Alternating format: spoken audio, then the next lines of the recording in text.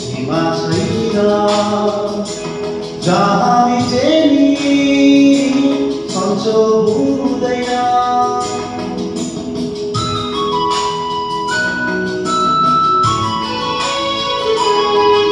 दुखाइको सीमा छैन जहाँ हामी चाहिँ सन्चो हुँदैन। केही पल तिमी नजिक भइदिए आफै बिसेको हुन्थ्यो कि अलिकति बिसेको हुन्थ्यो कि।